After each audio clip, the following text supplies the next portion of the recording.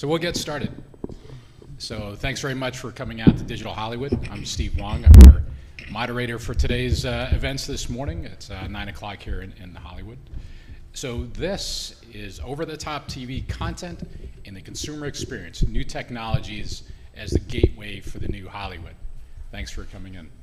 So first, what I'm going to do is I'm going to introduce our esteemed colleagues here on the panel. And I want to first of all thank this amazing group of folks to come down. We've got a great mixture of folks from different parts of the technology industry that I think are going to be able to touch some of the interests that you have here. So I want to introduce Adam Ware, Senior VP and Head of Digital Media at the Tennis Channel. Adam, you want to just give us a brief intro of the stuff that you guys do over there and the things that you've done for the Tennis Channel with OTT? Sure. Thank you. I'm glad to be here.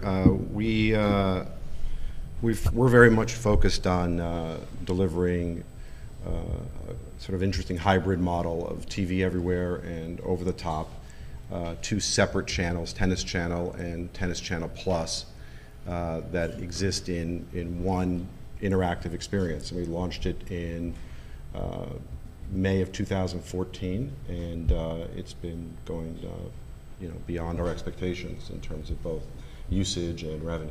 So. That's nice. And in fact, we had some conversations earlier about some of the pains that you guys went through of being one of the original OTT guys out there with a unique channel. And you originally had a deal with cable companies where you would get a subscription for them. So you made a great move into OTT, I think, with your audience. You've had some great success. And we'll talk about that in a little bit. Next, we have Evan, the Manager of Audience Development at TAP.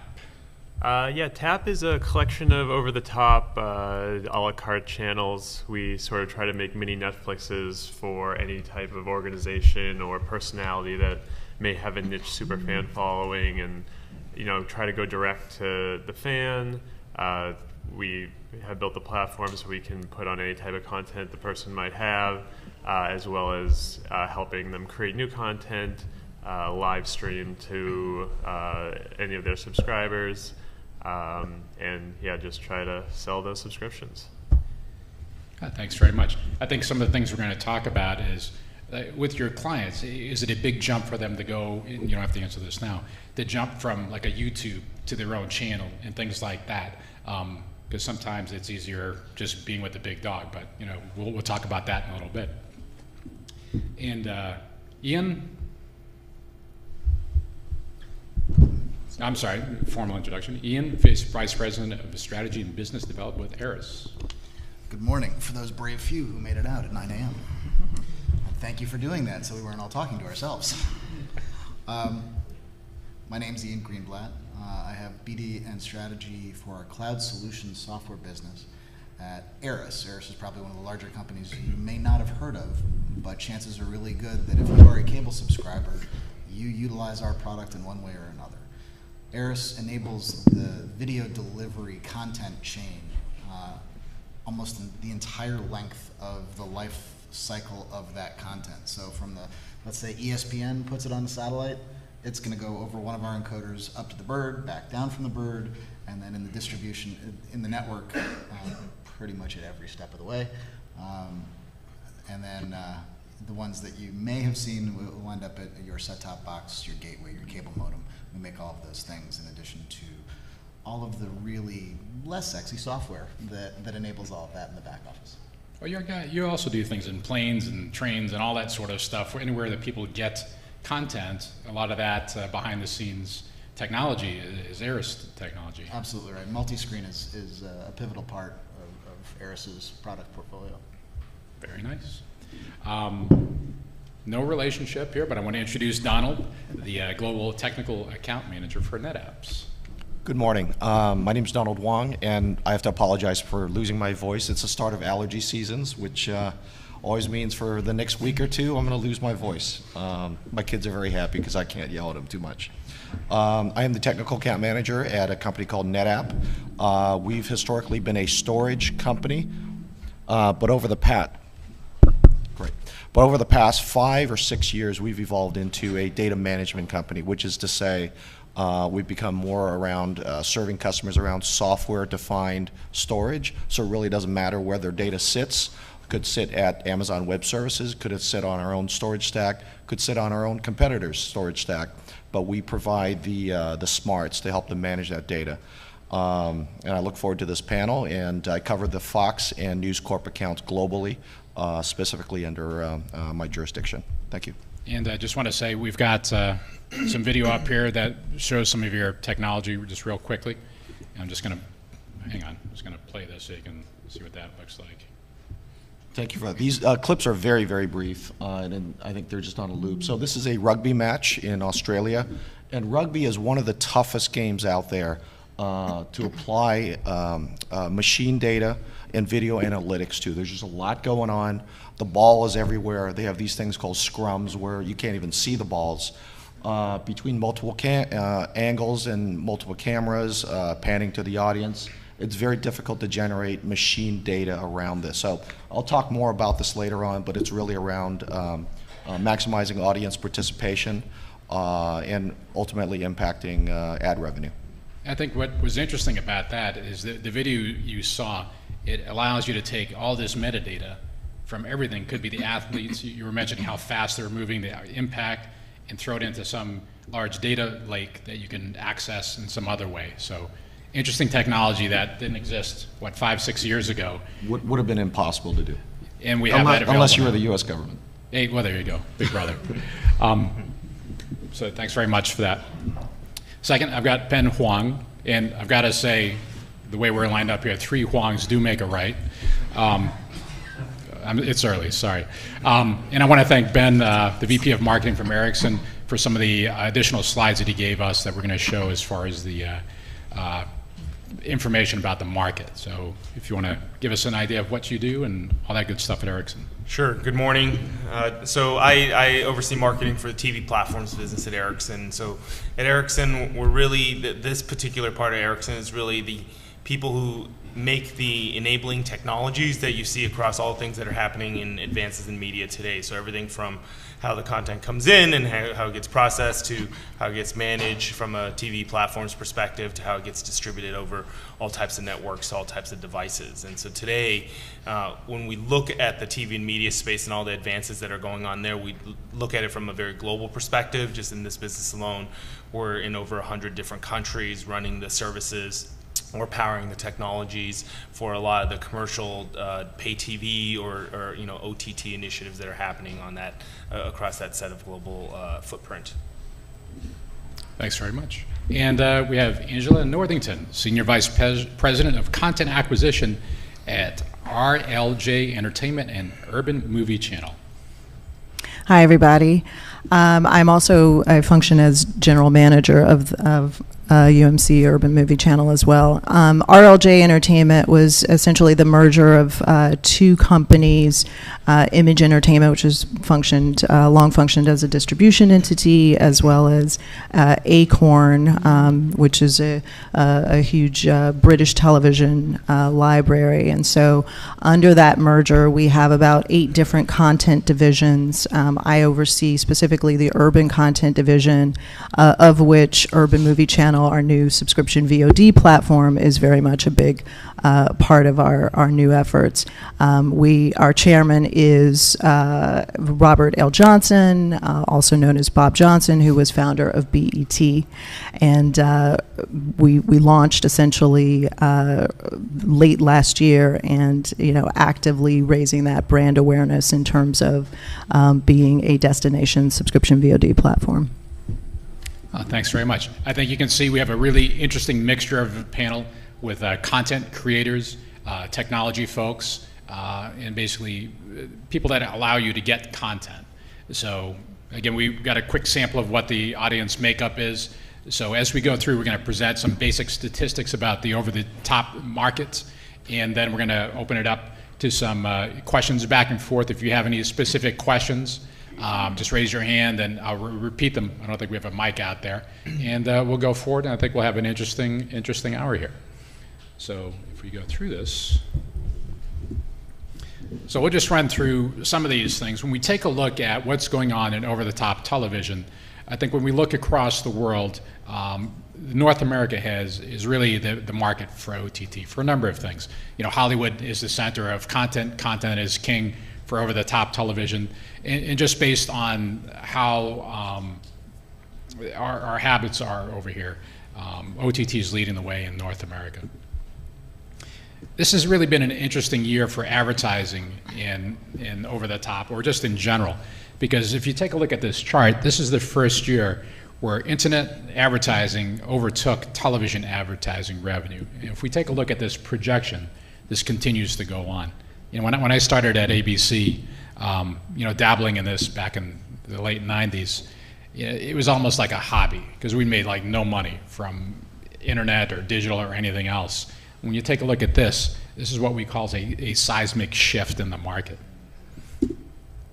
And thanks very much, Ben, for this. When we take a look at OTT app growth usage, you can see, I mean, just in 2014 to 2015, an incredible amount of growth in the app usage, you know, thanks to our friends at HBO and CBS launching this. And I think these folks and also the Tennis Channel really changed the market. You know, a few months or a few years ago, people were saying, yes, I'm a broadcaster, but, you know, OTT, that's on this side. Or I'm a movie studio, but we like our B2B business, and that's on this side. Things are changing in the market. And so, you know, Ben, you can reach on this. These are some of the key findings that Ericsson's found through the consumer labs. You want to touch base on this? Yeah, I think you could read a lot of it. I would point out a few things. I think in the upper right, one of the things that struck us, so just to give a little bit of context, every year in Ericsson we do this thing out of a group within the company called Consumer Labs. And so where we go out and we go and talk to folks that are heavy TV and heavy media users, both in terms of traditional TV as well as what we call over the top. And so we'll go and sit in their living rooms with them. We'll do quantitative analysis, quantitative and qualitative analysis. On the media side, this year we went to a sample that was in about 28 different countries. And so these were the findings that kind of popped out to us. A few things that I thought was pretty interesting in the upper right around difficulty of finding content.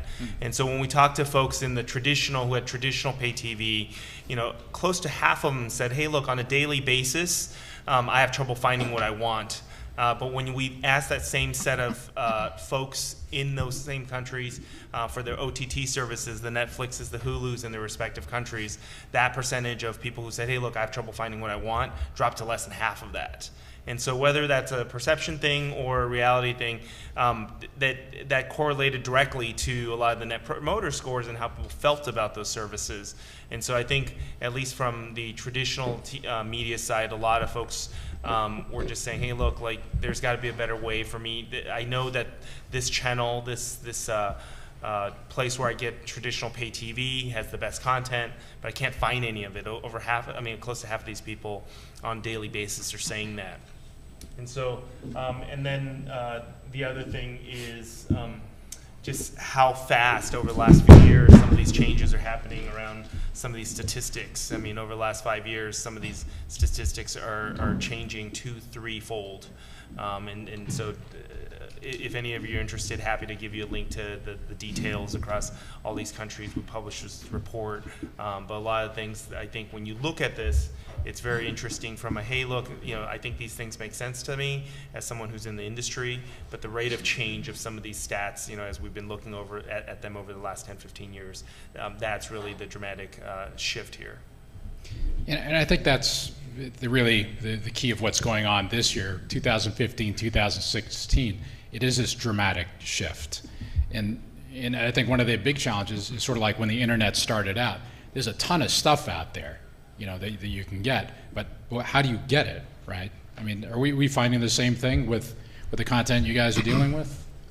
So actually, those of you who don't know, Ben and I are actually competitors. Ericsson and Aris compete worldwide. And we love each other on the panel, so that's not. Oh no, okay. Yeah, exactly. We also conduct a very similar media engagement barometer. I think it was 17,000. You beat us there. 17,000 respondents across a couple 20 countries.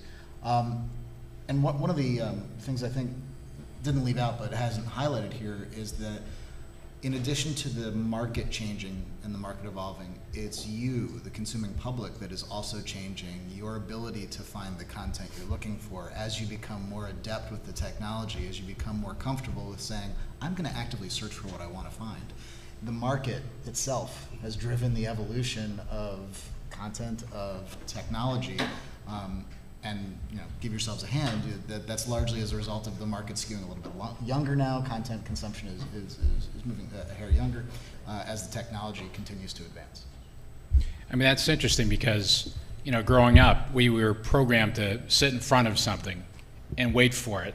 And Thursday night at 8 o'clock, you had to be there, and there was a time that everyone got together. And I'm sure it's the same with everyone in the audience. When you see the consumption of your kids nowadays or your other family members, you could be sitting in the same room, but not watching the same thing. So that habit of immediacy, of finding what you want like right now, has changed our habits. It's funny. I saw an interesting picture about a baseball game last week, and the camera crew in the stadium panned this audience, and it was a picture of 6 girls, watching the baseball game, but they were all taking selfies at the same thing. So they weren't even talking to each other or watching the baseball game, but they're interacting with this device. So the world has absolutely changed.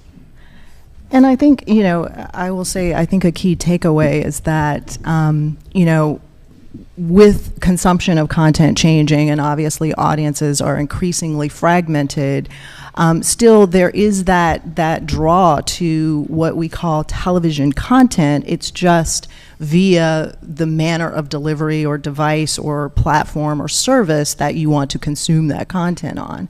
And so I think that's where a lot of our research, our early research, panned out for us. I mean, audiences, especially, of households with internet users, I mean, 40% now, are subscribers of some form of SVOD platform, and then, an additional percentage, a portion of that, may subscribe to more than one platform in the home and so forth. So I think as we see, obviously more and more devices, more and more content delivery services available, then that makes the content available to that particular consumer.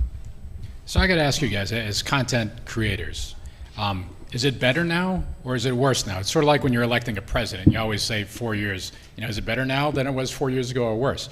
So in the content creation business, do you see it better now or worse than it was, say, 5-10 years ago? Well, I mean, I think it's just different. It's different in terms of, content producers, content creators, the creative community at large has a lot of other ways of getting their content out there. So because there are a variety of platforms now available, then that dictates the opportunities, I believe. But I think producers should be looking at the landscape and the new distribution landscape as a digital one, because that's the direction that we're moving. And there are just opportunities to mine a variety of different pieces of content across those platforms. Yeah, I'll agree with her, but I'll say better rather than different. Because like she was saying, in the past, it was really only, okay, I can make my television content, maybe I get a movie, whatever it is. Now you can create stuff on your cell phone and put it up and monetize that in different ways. And I do think that puts us on the better end of the spectrum. Yeah, I mean, I think it's a lot better, right? So, I started out in the business at the Fox network, and the big debate at the time was whether or not a fourth broadcast network could succeed, right? That there was only 3 broadcast networks, and then this thing called cable, and there was the big 3 were really sort of full of themselves about their position and their market strength and so on, and this little sort of fledgling upstart fourth network was never going to get there. That was the debate at the time. And you fast forward to today, clearly that's no longer the debate. technology and the cost of everything coming down has allowed anybody with a compelling story, a compelling idea, a compelling brand, whether you're a YouTube star or a television network, you have the ability now to reach the consumer, reach the fan at a cost basis that is accessible. You don't necessarily have to, have tons of positive EBITDA to make a go of it. And then you have all of this amazing technology, virtual reality being the most exciting as of late, that allows you to tell all different kinds of stories. And talking, selfishly from a sports perspective, this has never been a better time to be in the live sports business. And the ability to use interactive platforms to reach the sports fan. And not only the potential usage that you get and the potential brand loyalty you get, but the revenue streams that are now open to you, right? Whether it be ad supported.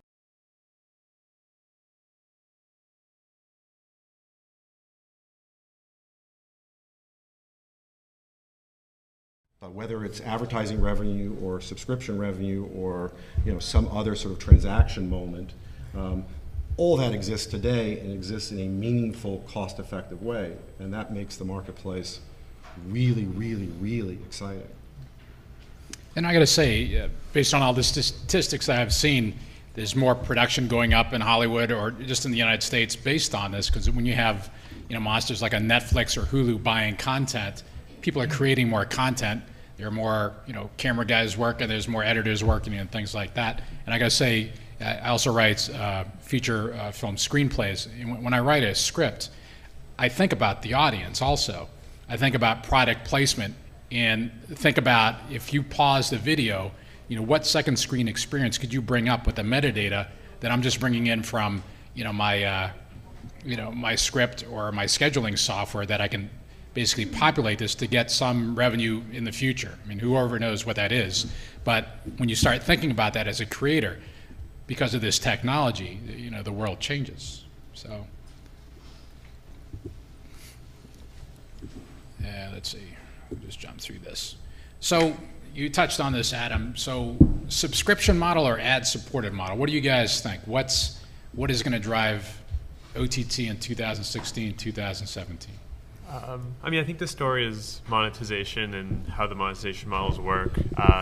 As far as the ad-supported goes, YouTube used to be the only game in town. Now Facebook is here, but they're going to start a pilot program with only a few people, so we don't exactly know. Snapchat seems like the only way to get monetized currently, unless you have the channel that you're paying Snapchat to have. You can sort of, put your own ads into that, but it's for the individual. It's about trying to find a brand that's going to pay you to do some sort of branded snap for them, and some of these other platforms, same idea. But the monetization on AVOD, it's a little bit tougher. Everything's in cost per thousand. So you need 1,000 views in order to get paid the one ad unit. And even on YouTube, it's even worse, because YouTube only puts ads on about 45 to 50% of all your views. So therefore, you're looking at 2,200 views to get that one ad unit, to maybe, after Google takes their cut, if you're part of an MCN, the MCN takes their cut, you're down to $2, $3, maybe $4. The Google preferred might be higher for the best people. With SVOD and OTT, if one person pays you $10 that month, you've just made double, triple what you could have made getting those 2,200 views. So I think that's the real story. Is it's a more efficient way to monetize if you do have people that are willing to pay for the premium content that you're creating. I think we talked about this later, Adam. It's sort of, if you're a cable channel and you're getting 15 cents per subscriber for an MSO, but your viewer's willing to pay you $1 per month, which one do you take? You know, take both. That's right. The answer would be both, yeah. But I think most of the folks are in the B2B mode. It's just a lot easier getting a big check from a Comcast or a Time Warner than it is going out to the market and marketing to consumers. I mean, tell me what your thoughts are on that. I think those days are over, right? The days of being able to launch a television channel. The idea, you know, I can't count the number of business plans I personally have written that have assumed that the cable operator was going to subsidize your entire future, and that ad dollars were going to eventually catch up as your distribution grew. And I think that worked for a period of time when that was the only way a consumer could access content. The moment local television stations, particularly of the big 4 TV networks, started to get paid retransmission consent dollars, actual hard cash, combined with the emergence of, you know, broadband and low-cost forms of distribution, the days of 500 channels via a traditional MVPD, those days were numbered. The move towards a skinny bundle shouldn't surprise anybody. Anybody that wants to hold on to that notion is, you know, playing on some sort of timetable that has really nothing to do with the marketplace, has more to do with their investors than anything else. So when you get into the over-the-top business, what's so exciting about that is you do have the opportunity to sell advertising. I'm not a particularly big fan of that. I think as more and more advertising purchasing has moved towards programmatic ad buys, there's a lot less selling going on. It's more just transactional, stock-based kind of stuff. And that's not all that favorable to any kind of new venture. If you're a new programming voice, you want to be in the sales business. So if you're not going to be able to be in the sales business to an advertiser because you're getting forced into these programmatic interactive marketplaces, and therefore it's only about the number of thousands you have, that's not a great business plan, and you'll run out of cash pretty quickly. A better business plan, I believe, is if you have a powerful core fan base, if you're serving a clearly defined fan base, one that has enough when you start to drive your business and can only scale from there, that's a really powerful opportunity to enter the subscription business. And that's what we decided to do. You know, we clearly, as a television channel, have a mix of subscription and ad sales. But when it comes to over the top, we are completely focused on subscription. And we have seen, you know, tremendous, we're seeing a lot of different kind of purchasing. Churn is now a big issue that everyone's facing if you're in the subscription business. But that's a good problem to have, right? So I'm a firm believer that subscription is the best way. And I think your audience is really a dedicated fan.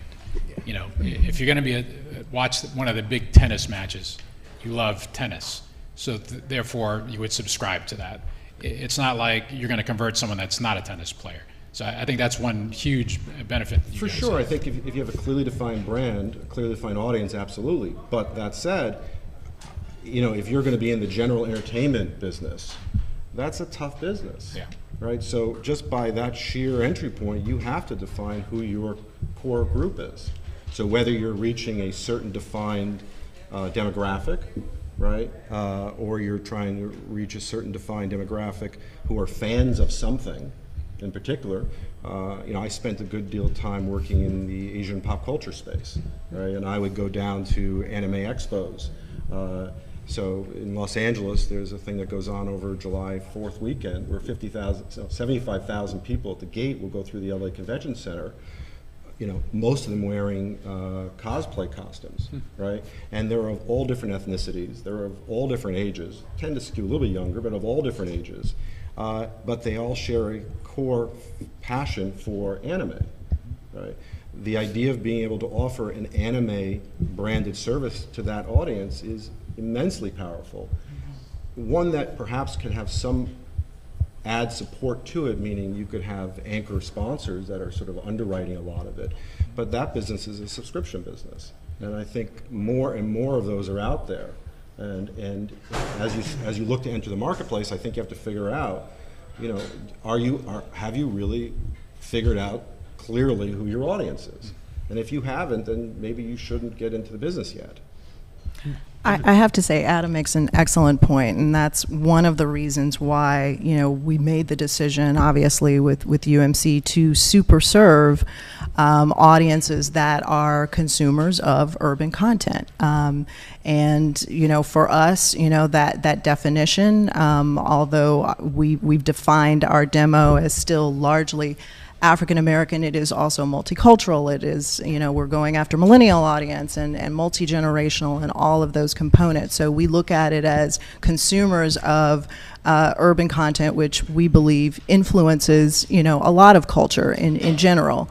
But having said that, you know, Mr. Johnson, Bob Johnson, our chairman, definitely decided, you know, let's focus on the demographic that we know we can super serve as a niche. I've worked with a number of startup companies and, you know, have been in the specialty and niche content business for some time. I also was on the linear side of things, so I have a linear background and helped launch Revolt TV, which was Sean Combs, better known as Puff Daddy's channel, and that will probably be one of the last, you know, linear channels to launch, I believe. But he was very, you know, focused on super serving an audience there as well. But for us, you know, it is much broader, and I think, you know, it is about identifying that audience, and Mr. Johnson's whole goal is, you know, let's be, you know, in the digital space the same way that he was ahead of the curve with launching BET, but now, you know, looking at the new OTT landscape. And I think it goes back to whether things are better than they used to be, that there's now, you have these options that if there are stars that can support themselves just on AVOD, or they can get that sponsorship from Coke, and they don't necessarily need SVOD, but most people aren't the biggest star in the world.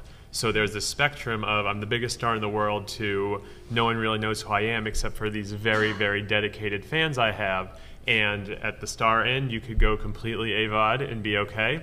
Or as it goes along, you can sort of be a hybrid of the AVOD and the SVOD, all the way down to AVOD's not really going to work, but SVOD will really work. So these options make things a lot better for everybody.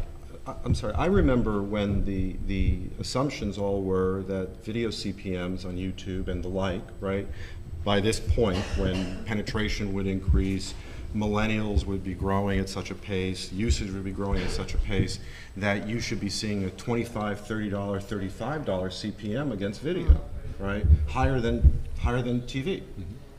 And I think Maker Studios, right, which is arguably one of the largest independent, if you will, I mean, they're at $1.50 CPM after you split the revenue with YouTube, right? So that's not $25 or $30, right? That's $1.50. And that's in an environment where there's only pressure on moving that CPM down, right? Whether it's programmatic ad buying, which moves the CPM down, whether it is advertisers starting to say to themselves, you know, I'm not exactly sure if that impression was really an impression, right? How many bots are driving this thing? Yeah. Where I think there's a lot of questions around ads as a driver of, you know, traditional, if you can use that word, digital advertising, right? I think it's moving far more towards having to integrate an advertiser into the message somehow, having them have unique opportunities. And not just be in the spots and dots approach to the business, because that's I got a question business. for you though. Yeah. With all the technology that we have now, we have so much information coming from the devices. We know everything. We could know everything if they opt in about the person that's watching it. So instead of a cost per thousand that the agencies think, and they have for years, do you feel that the advertisers can say, look, this is not a cost per thousand, this is a lead.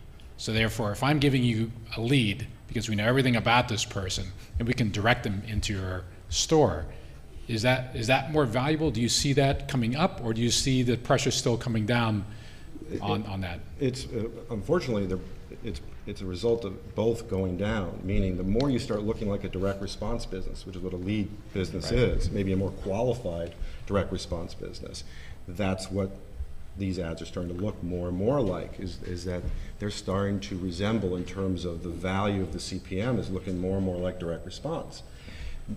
Now, that said, if someone could figure out how to use all this amazing data that we're all pulling, that we're all gathering, and use it in such a way where we can take it and make it easy for a marketer to tap into that, then I think you will start to see advertisers become more interested and so on. There was a story that I heard about E-Trade, for instance. Right? E-Trade was one of the most aggressive in terms of spending money across multiple platforms in marketing. And they finally said to themselves that somewhere around 70% of their traffic is actually coming from Yahoo Finance. And they were like, so why are we spending all of this money on taking digital bets, right, when it's all coming from one place? Let's focus there. And I think if anyone's been working with E-Trade in any form on marketing, you've seen a shrinkage in terms of their digital budgets, not an increase. And I think you have a lot of advertisers taking that stake, which was they're saying to themselves, how do I get into the marketplace? How do I reach these viewers that are now on these other platforms? But simultaneously, you have these agencies all coming together now. You don't have digital and TV separate. They're all starting to get merged into one entity, which then leads you more and more towards a ratings-based, a CPM-based business, and not really mining the data in a way that one thinks it could be mined. Interesting. Yeah, if you're able to sort of do an affiliate model where you know that, okay, I'm getting these really qualified leads and I can actually get them to take an action, that's where I think at the current time, the brands and the agencies are like, oh, okay, we can get on board with that. If you can really show that you're actually selling our product with this, but when it comes to impressions where they don't know what part of down the road, what part of the funnel that the purchase may or may not actually happen, they're looking just for the volume, and we hope we get whatever percentage of the volume we could get, rather than, oh yeah, we know that we just got 100 really good people. They don't necessarily want to pay for 100 really good people. They'd rather pay for 1 million maybes. Going back to the topic of audience engagement and monetization, my customers are in the business of content production, distribution, and monetization models around that content, whether it's sports, film, television, and so forth. What we found and what we've heard from the various customers that we have at NetApp is we're entering an age of hyper-targeting and also real-time, leveraging big data into real-time analytics to affect micro, perhaps millisecond type transactions, whether it's in a mall, shopping experience, online and so forth, or someone in a sports stadium. The application of traditional surveillance technology from the Homeland Defense era, be able to track for military and police purposes where people are going, license plates, someone with a warrant out for their arrest entering a sports stadium. By the way, if you have a warrant out for your arrest, do not enter any major sports stadiums. You are being tracked. And the application of that towards the entertainment realm is really fascinating. And the example that we had pulled up earlier is exactly an application of that. Be able to take bullet tracking, facial recognition, be able to detect faces in a crowd at an airport, and apply that to a casino environment, a live sports environment, multiple camera, multiple pans, and so forth, and be able to detect ball movement, impact, how quickly the player is running. That all contributes to what we think is, and what our customers are telling us is loyalty and audience engagement. And ultimately, there's monetization models around that, whether it's in some sort of online gaming or other type of uses. But the stickier those eyeballs are, and the more engaged that audience is, the better it is, whether it's over the top or traditional cable or over the air. I think one of the most exciting things about today is that there's a ton of venture capital coming into the marketplace, feeding the imagination and the ideas of all of this great technology, right? And I think that's amazing because it's creating great experimentation. I think the downside of that is whenever people come and present it to us, right, and try to figure out how we can use it, we're more than happy to try to implement it, right? There's some cost to implementing the technology. But we can't quite figure out a way to pay for it, right? And the business models that are always presented to us is, look, we'll forego some sort of license fee because as a new company, they're trying to get clients and they're, allow them to go raise another round of capital and eventually all have the same model, it seems, which is to sell to Facebook or something, right? And so they'll do a revenue share with us.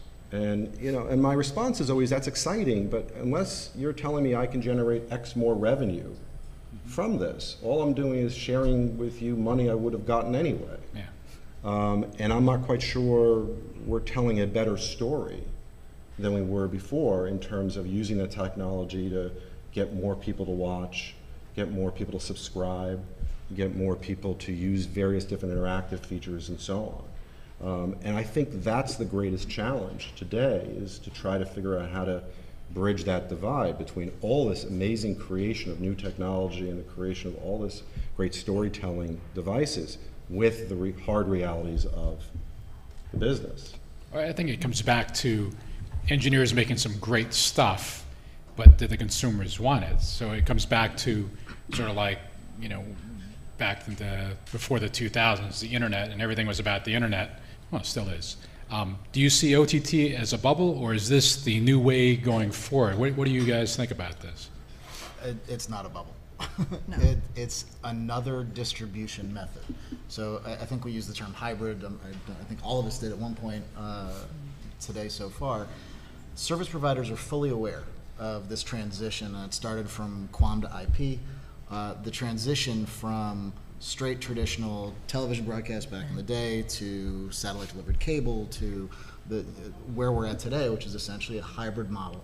Many different paths for the content to reach a viewing public.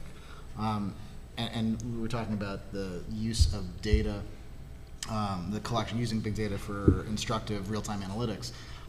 Again, service providers are fully aware of this move. One only needs to look at Comcast's recent acquisitions of ad tech companies like VisTech and like FreeWheel. It's clear as day that the move to larger distributors providing content to massive audiences, not necessarily niche audiences, are very focused on gathering that data and making very informed real-time choices on the provision of particular high-value advertising to those customers.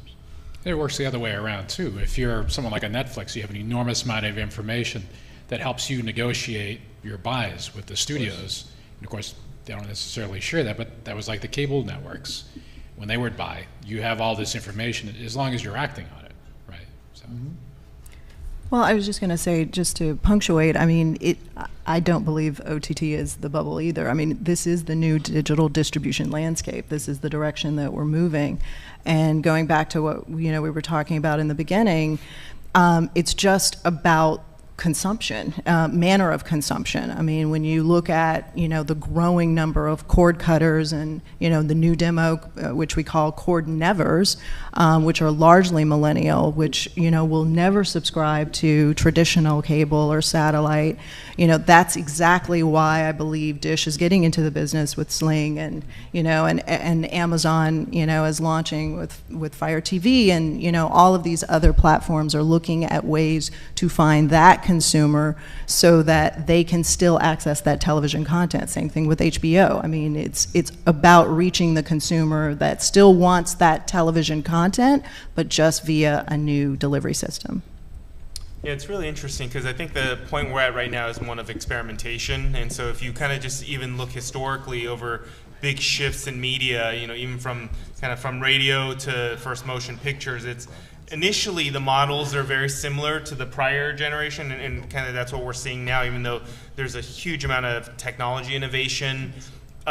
Most of the models you're seeing are getting back to spending a lot of time on a limited set of devices, usually paying either like ad-supported or subscription-based. I think there's a little bit more choice, but then the structure of how people are paying for entertainment is not that, in my mind, not that different than kind of what's been happening to now in terms of buying a set of bundled channels. Today, I just kind of do it more myself. If you kind of look at the amount of OTT choice right now, it's pretty astounding, right? I mean, last numbers I seen were close to 90 different kind of a la carte subscription or ad-based choices that are channels, right? IHS recently did one. I think the count they did was like 97 different choices. And it's up to the consumer to kind of package that together. And I wouldn't be surprised if there's some entity that comes, and I think there are some now that try to come and package it together because it's just too much for the consumers to try to figure it all out themselves. But have we fundamentally seen an uplift in the economics of this business and an expansion of this? I think there's a lot of experimentation going on right now, but because we haven't really found a way to grow the pie around some of the things that I think Adam was mentioning, what happens is there's a compression all the way down that value chain in terms of how much people are willing to pay for the technology, and that's why you see things like a lot of risk sharing or revenue sharing models, because people are just still in this experimentation stage, which I think is great. But I think at the same time, they'll kind of it ebbs and flows, right? So a lot of this will also, I think, contract in a little bit. Yeah, I don't think you're a bubble in terms of the market expanding. I think we're just starting to put air in the balloon, if you will, right? I think you are approaching a bubble as it relates to valuations, right? You're seeing sort of insane valuations happening again against businesses that don't have EBITDA or have the EBITDA multiple that even remotely, on one hand, it's amazing that Netflix is worth, I forget what the stock price is at, but it's worth $50 billion, right? I mean, that's a great thing for over the top when you have that kind of valuation. On the other hand, it's kind of weird when CBS is worth $30 billion, right? And you sort of look at the two and you sort of say to yourself, something's sort of off here. Especially when you look at the content costs, where Netflix is 70% of revenue versus a traditional broadcaster at 45% of revenue. Yeah. So. And CBS is sitting on Spectrum, which has just pure real estate value. I mean, there's a lot of things that you sort of look at and you go to yourself, there's a lot of very smart investment bankers out there that are doing a great job for their clients, driving valuations up for a lot of companies that maybe, someone like Netflix probably should be worth that. But there are a lot of other companies where you just go, this doesn't make a lot of sense why all this money is coming in here at this valuation. Those are some big bets people are making. And Someone's going to buy that company. that's I think the one philosophy is called the greater fool theory, right? Which is let's find someone else to sell this to. That's our exit. We'll see how that plays out. That would be, I think, the definition of a bubble at that point. Right. I want to just unfortunately pick on Angela for a second. She used a couple of phrases that always get me excited in a bad way, which is... Now don't make me separate you guys. It's cord never and cord cutter. Chicken Little is not here. The sky is not falling. Millennials do not necessarily subscribe to video services in the same way that I'm old, my generation does, and what traditional audiences do. So when I hear cord cutter, that's really somebody cord shaving or reducing their video services. And cord nevers, well, see, that's not a real term. And the reason why I say that is all of what we're talking about today, all of Netflix's entire value, everything that is covered by OTT presupposes broadband access, and it's not free. Or at least reliable broadband access with a big enough pipe to consume quality video services is not free. That has to come from somewhere. So the service providers who are building out very robust networks, insert shameless plug here, we do that, are not thinking of the world in the same way that Chicken Little sees it. So the pipe has to exist, and someone has to pay for the pipe, and that's not going away. And that's a different model, right? Where the cable guys in the past, or the telcos, were saying, "Oh, I need to make some money on this video business," and they never made a huge amount of money on it. And now they figure out, oh, we'll just sell 100 megs to the house, and they'll lose that somewhere in their bills. It's also why one of them is now combined with DirecTV. There you go. It's funny that you mentioned that, Ian. One of my former employers is a company called Rovi, and we play in the cable space quite a bit and power a number of set-top boxes with search and discovery and navigation software. And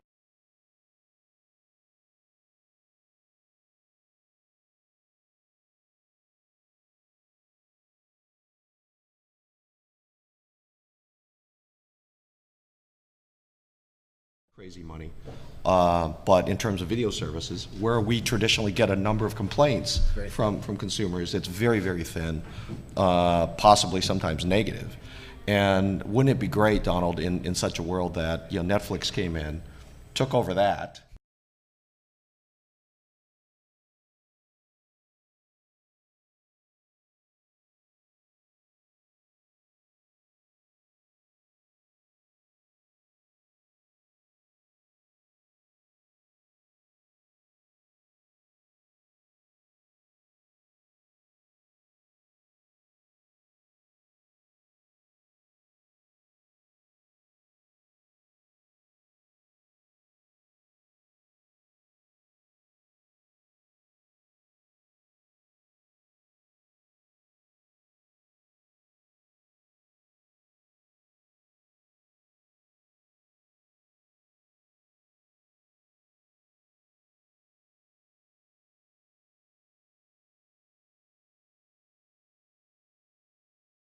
So instead of Game of Thrones, which costs a ton to make and has a big audience, you're going to end up with, I don't know, America's Wettest T-shirts, something that just appeals to the most base level prurient interest that could drive, admittedly, a probably 18 to 25 male audience. That's a real fear. I sort of disagree. So, good. Now we have a conversation. there we go. So, I think there are too many channels. That's just it, right? I mean, you have channels that exist simply because they were able to get penetration up to a certain level on an MVPD, and they were getting 5 cents, 6 cents, 8 cents a sub. And the majority, 90% of their programming was just buying repeats of things that had run on broadcast TV or so on. And it was a lovely business, right? Except for the consumer. And you then fast forward to when all of a sudden Netflix and Hulu and Amazon and others became buyers for the same programming. So if you were a cable network, and I think I remember most cable networks basically replaced local independent TV stations from a program point of view, right? All that off-net programming was showing up